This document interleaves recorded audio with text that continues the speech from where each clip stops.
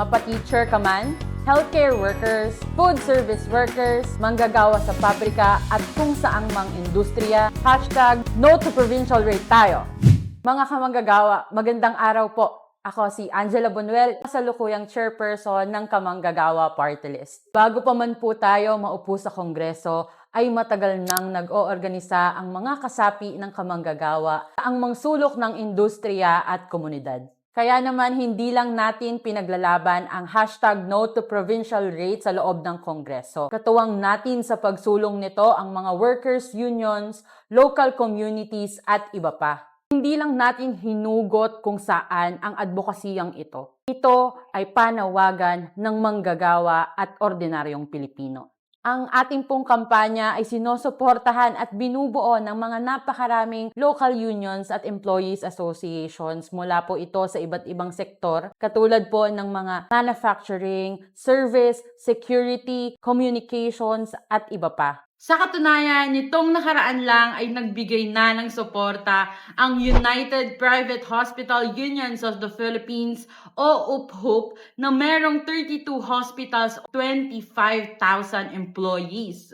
Suportado na rin ang ating kampanya ng Council of Teachers and Staff of Colleges and Universities of the Philippines o COTESCUP. Ito lang naman ang pinakamalaking koalisyon ng mga guro't kawani sa kolehiyo na binubuo ng humigit kumulang 12,000 employees. Kasama rin sa nagbigay ng suporta ang ating mga service workers mula sa Unified Filipino Service Workers na merong 11 unions of 4,000 members. Maraming salamat po. Dagdag dito, patuloy na kumikilos ang ating mga base sa iba't ibang dako ng Pilipinas. Nandyan ang ating mga kamanggagawa mula sa NCR na mula sa Quezon City, Pasig, Marikina, Valenzuela, Malabon, Caloocan, Manila, Taguig, Pasay, Muntinlupa at Navotas. Patuloy din ang pagkilos at pagsuporta ng mga kamanggagawa natin sa Southern Tagalog mula sa Laguna, Cavite, Rizal at Batangas. Present din sa kampanya ang mga kamanggagawa natin sa Bulacan, Pampanga, Bataan at Tarlac. Sa Kabisayaan at Mindanao naman ay nandyan ang ating mga kamanggagawa mula sa Cebu, Panay Island, Negros Island at Davao Region. Suportado rin tayo ng ating mga kapatid mula sa Bangsamoro for Kamanggagawa. Sa katunayan, nung nakaraan lang ay nagsagawa sila ng Ramadan fasting for national minimum wage.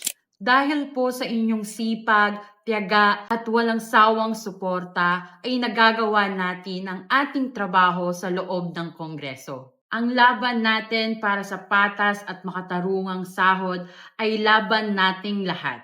Kaya naman, para sa ating mga kamanggagawa na pagod ng kumayod para sa kakarampot na sahod, magsama-sama tayong isulong ang ating kampanya para tuluyan ng mabuwag ang walang kwentang provincial rate.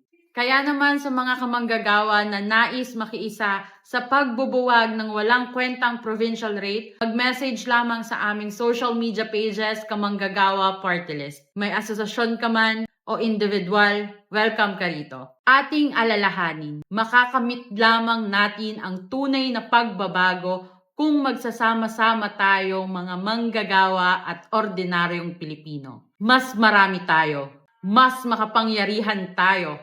Tayo ang kamanggagawa. Tara na, kamanggagawa.